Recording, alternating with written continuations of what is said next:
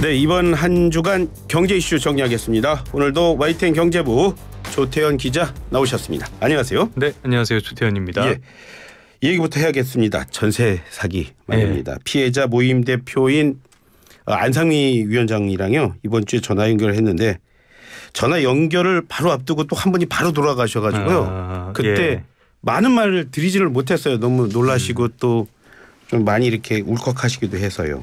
자, 그래서 조 기자 나오셔서 이 얘기 좀 해보겠습니다.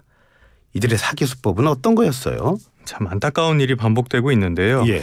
이 개인적인 생각부터 말씀을 드리면은 처벌이 너무 약한 거 아닌가라는 생각도 해봅니다. 이게 사기죄라서 징역 10년 이하고요. 사기를 여러 차례 겹쳐서 했으면은 최대 50%까지 추가가 되니까 징역 15년 정도가 전부거든요. 그리고 최고형으로 최근에는 엄벌을 처하는 추세긴 한데 전세 사기라는 게 개인들 입장에선 삶의 터전을 빼앗기는 일이잖아요. 이런 측면에서 이게 적절한 수준인가 좀 의문이 든다는 말씀으로 시작을 하겠습니다. 최근에 미추홀구 같은 수도권에서 전세 사기 문제가 계속 불거지고 있는데요. 특징을 꼽아보자면은 몇 가지 공통점이 있습니다. 먼저 빌라가 주로 대상이 됐다라는 점을 들 수 있겠는데요. 빌라의 가장 큰 문제점을 꼽자면은 이 시장 가격을 정확하게 파악하기가 어렵다는 점을 꼽을 수 있습니다. 아무래도 그 아파트 같은 거에 비해서 거래도 적고 다 세대 수도 작기 때문에 시세 파악이 굉장히 어렵거든요. 아무래도 그렇다 보니까 이런 집을 찾는 사람들은 또 젊은 층이 많잖아요.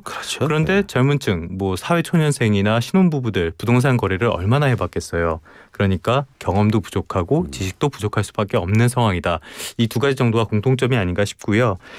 이걸 이용해서 비싸게 전세를 내놓는데 세입자는 잘 살고 있다가 나중에 이 집이 압류가 돼서 경매에 붙여진다라는 소식을 들었을 때쯤에야 전세 사기라는 걸 알게 되는 겁니다. 이 과정에서 전세금보다 훨씬 싼 미분양 빌라 정도만 경매로 갖게 되는 경우가 많고요. 그나마 이것도 조금 나은 경우라고 할 수 있겠습니다. 최악의 경우에는 지난해 있었던 빌라왕 사건 기억하실 거예요. 이 바지 사장으로 좀 추정이 되고 있는데 이 사람이 사라지거나 죽어버리면은 전세금을 아예 돌려받지 못하는 경우도 왕왕 있다고 봐야 되겠습니다.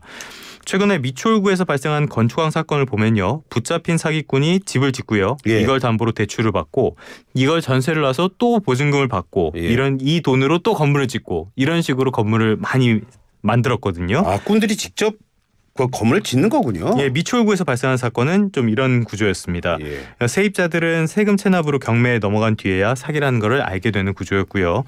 이 과정에 보면은 건축왕이 있었고요. 명의를 빌려준 바지 사장들이 있었고 공인중개사까지 개입을 했습니다. 이러다 보니까 피해자는 당할 수밖에 없는 상황이었다라고 봐야겠죠. 또 최근에는 유력 정치인이 뒤를 봐줬다 이런 얘기도 나오고 있는데 뭐 어느 정당이니 하지만 그것보다는 청탁과 압력을 부탁했을 가능성은 충분히 있지 않을까라고도 볼 수 있겠습니다. 이게 더 커질 수 있겠는데요. 그랬을 것 같습니다. 이 문제 터지자마자 정부가 대책 내놨어요. 그런데 이번에 또 정부 대책 나오더라고요.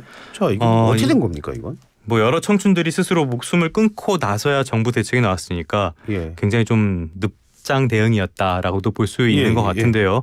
오늘 여야 3당 정책위의장이 만나서 전세 사기 대책 입법을 논의를 했다고 하고요. 또 오늘 국토위원회에서도 많은 이야기가 오가고 있습니다. 또 지금 당정은 우선 매수 청구권 입법을 추진하기로 했다고 하는데요. 이게 무슨 뜻이냐면은 집이 경매에 붙여졌을 때 3자에게 낙찰이 될 거 아니에요. 그러면은 세입자는 보증금을 거의 돌려받지 못하게 되고 강제로 퇴거하게 되는 상황이 자주 발생할 수 있게 됩니다. 그래서 제3자가 부른 낙찰 가격에 우선적으로 피해자가 집을 살 수 있는 권리를 주겠다라는 법안이거든요. 이게 효과가 있을지는 조금 뒤에 조금 더 자세하게 말씀을 드리도록 할게요. 당장 대책도 나오고 있습니다. 금융당국이 전세 사기 피해 금융지원센터를 오늘 개소를 했다고 하고요. 사기 피해자를 대상으로는 LTV나 DSR 같은 금융 규제들 그러니까 대출을 어느 정도 한도로 정하는 규제들을 적용하지 않겠다는 그런 방안도 검토 중이라고 합니다. 그러니까 피해자가 새 집을 사거나 경매로 넘어간 집을 이렇게 자기가 낙찰을 받으려면 돈이 더 필요할 거 아니에요. 이 과정에서 대출을 더 해줄 수 있게 규제를 적용하지 않겠다라는 뜻이라고 봐야 될 것 같습니다. 뭐 또 시중금리보다 낮은 금리로 자금을 빌려주는 그 특례 보금자리론에서 금리를 더 낮춰주거나 아니면은 뭐 채무 조정을 해주는 방안 같은 것도 거론이 되고 있습니다. 국토교통부는 최근에 경매를 신청한 금융회사에 경매 연기를 요청을 했죠. 그래서 이게 지금은 연기가 돼 있는 상태인데 아무래도 채권자인 금융회사에게 채권 회수하지 말라라고 이야기할 수는 없으니까 좀 미뤄달라. 그동안 피해자들이 대출금을 확보할 시간을 가질 수 있게 좀 미뤄달라라고 요청한 것으로 받아들이면 되겠고요. 이런 뭐 많은 대책들이 나오고 있는데 일각에서는 공공기관이 피해 주택을 사들여서 공공임대로 제공해야 한다라는 주장도 하고 있습니다. 근데 이거는 정부에서 선을 긋고 있죠. 양쪽의 주장이 다 일리가 있어서 이거는 좀 쉽지 않은 문제 같습니다. 그 안성미 위원장이랑 두 번 인터뷰를 했는데요. 처음 인터뷰했을 때 이런 말했어요. 그러니까 지금 막 경매 들어오고 있는데 경매 좀 막아달라고 했거든요. 그랬더니 그때는 아무런 뭐 대책이 없었는데 그러다가 그 사이에 또 여러 분 돌아가셨거든요. 맞습니다. 그런데 이번에 대책 나오면서 경매 일단 중지를 하더라고요. 그때 할 수 없었던 겁니까? 이게 효과는 있습니까? 어떻습니까? 그래서 참 답답한 게 지금 여야가 서로 탓하면서 네 잘못 내 잘못을 얘기를 하고 있잖아요. 근데 좀 근본적으로 봤을 때는 이런 문제가 생긴 거는 문재인 정부 책임도 자유롭진 않습니다. 당시에 부동산 정책 실패로 전셋값이 폭등한 게 굉장히 영향을 많이 미쳤고요. 전셋가율이 올랐으니까. 또 한 사람이 이렇게 집을 막 사들이고 이런 경우에서 이걸 제도적으로 막지 못한 것도 그쪽 정부의 책임이라고 봐야 되는데 그런데 그렇다고 해서 윤석열 정부의 책임이 없냐라고는 당연히 할 수 없죠. 이미 벌어진 문제였잖아요. 그래서 손 놓고 있다가 이제 와서 대책을 내놓고 허둥지둥거리고 있다라고밖에 볼 수 없거든요. 그래서 서로 탓할 시간이 있으면은 엉뚱한 소리 하지 말고 실효성 있는 대책이나 좀 내놨으면 좋겠다라는 말씀을 드리겠고요. 우선 매수권 한번 얘기해 주세요. 진짜. 우선 매수 청구권 뜻은 뭐 충분히 이해하고 알겠습니다. 그런데 이게 입법 사안이니까 시간이 걸릴 수밖에 없죠. 이 법이 통과된다고 해도 효과는 제한적일 가능성이 커 보이는데요. 뭐 다 떠나서 피해자에게 우선 매수권을 준다고 해도 돈이 있어야지 사든지 말든지 할 거 아니에요. 그렇기 때문에 전세 사기 피해자는 보증금 상당수를 날린 상황이라고 봐야 되는데 선순위 채권자는 그러니까 돈을 빌려준 사람이 먼저 회수를 한 다음이니까 돌려받을 돈이 없는 경우가 많습니다. 그래서 우선 매수 행사 의사가 있는 사람들에게 저금리 대출을 함께 지원한다고 하는데 얼마나 재산이 없는 청년층에게 얼마나 효과가 있을지 좀 의문이 드는 부분이고요. 경매 연기는 말 그대로 경매 연기니까 근본적인 대책이라고 할 수 없고요. 금융 지원 같은 것들은 뭐 기본적으로 효과는 어느 정도 있긴 있을 겁니다. 그런데 이것도 시간을 벌어주거나 급한 불을 끄는 정도에 불과하기 때문에 한계가 명확하다고 볼 수 있겠고요. 특히 금융 지원은 저리로 돈을 빌려주겠다는 게 핵심인데 저리로 돈을 빌려준다고 해도 대출은 대출이잖아요. 결국에는 원리금이 나가는 거기 때문에 금융 부담이 커지는 거고요. 또 자칫 잘못했다가는 대출이 부실화되거나 연체율이 오르는 이런 금융 전반 시스템적인 우려로도 커질 수 있다는 그런 분석도 나오고 있습니다. 조 기자님, 근데 그 우선 매수 청구권이라고 하면은 법으로 정해진 거 아닙니까? 그런데 그걸 갖다 지금 그 이분들에게 특별하게 그 우선 매수권을 주겠다 이러면 그 법도 고쳐야 하고 그리고 또 그러면은 이게 뭐 적용이 되는지 언제부터 적용이 되는지 이거는 그렇죠. 뭐 할 수 있나요? 시간이 걸리는 거죠. 그러니까 입법 과정이 필요하고 그다음에 또 근본적인 문제도 있는데요. 낙찰 가격에서 그 낙찰이 된 만큼을 우선 매수 청구를 할 수 있게 해주겠다는 거잖아요. 그런데 낙찰이 된 가격은 일반인들이 경매를 했을 때 가장 높은 가격이거든요. 그러면 가장 높은 가격에다가 이미 보증금은 잃었죠. 그럼 그만큼이 또 비용이 들어가는 거기 때문에 오히려 더 높은 가격으로 집을 사게 되는 경우도 발생할 수 있거든요. 이런 측면에서 이게 근본적인 대책이라고 보기는 좀 어려운 거 아닌가라고 말씀드릴 수 있겠습니다. 오른 가격으로 이렇게 사게 되면 누가 손해를 제일 안 보게 됩니까? 아무래도 뭐 선순위 채권자들은 그러니까 지금 가장 큰 문제가 그 공공 임대로 제공해야 된다. 그러니까 정부가 그 문제의 주택들을 사들여야 된다라는 이 주장에서 정부가 반대를 하는 가장 큰 이유는 이 선순위 채권자에게만 이득이 된다라는 논리거든요. 아무래도 이렇게 그러니까 법인이나 어떤 게 망했을 때 돈을 돌려받는 거는 다 순서가 있는데 돈을 빌려준 사람들이 먼저 받고 보증금 같은 것들은 나중에 받기 때문에 그래서 이게 피해자들의 어떤 그 보증금을 보장을 해줄 수 있는 방안이 지금까지는 뚜렷하게 나오지는 않고 있다고 봐야 될 것 같습니다.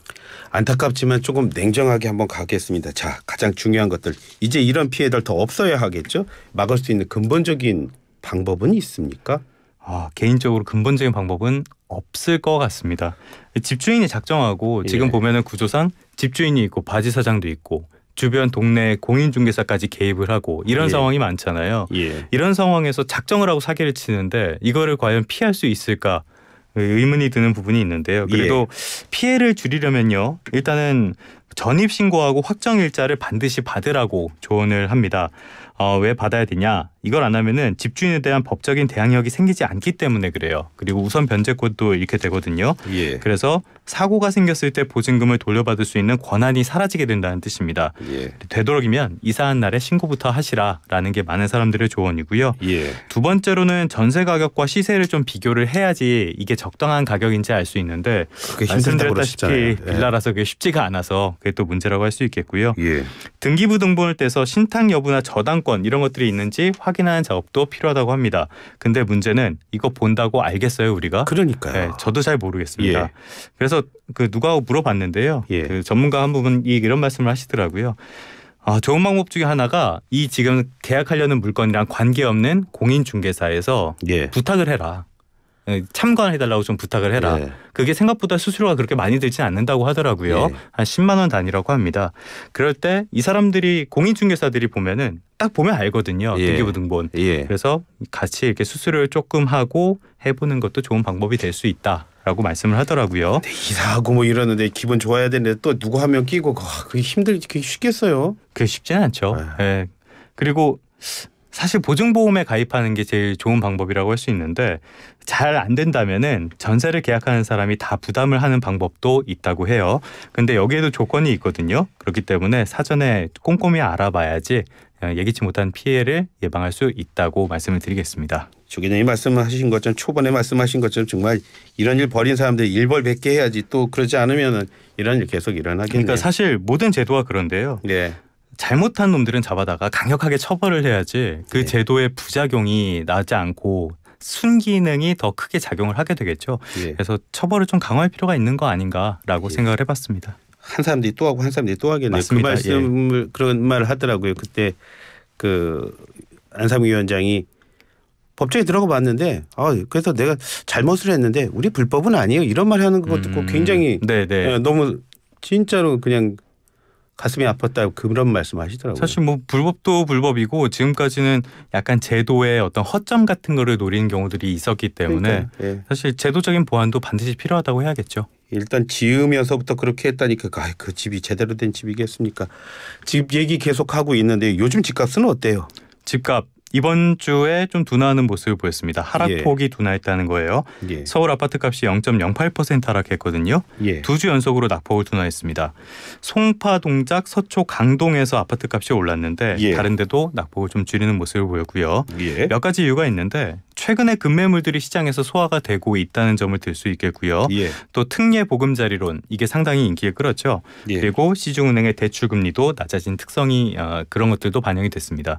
또 하나 특징이 송파나 강동이라고 말씀을 드렸는데 여기 지난해 말에 가격이 상당히 많이 하락했던 곳이거든요. 그래서 급매물이 큰 영향을 미쳤는데 이런 급매들이 소진이 되면서 호가가 올랐다라고 볼 수 있겠습니다. 이런 추세는 뭐 당분간 계속 가는 겁니까? 어떻습니까?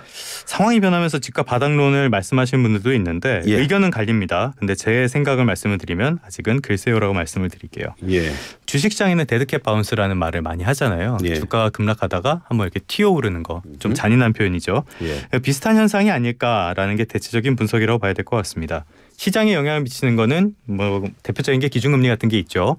연 3.5%인데 인하를 기대하기엔 조금 아직 이를 것 같고요. 지금은 경기가 계속 안 좋아지는 상황이기 때문에 부동산 시장이 그렇게 반등을 할 것인가 이거는 아직은 좀 미지수라고 할 수 있겠습니다. 네.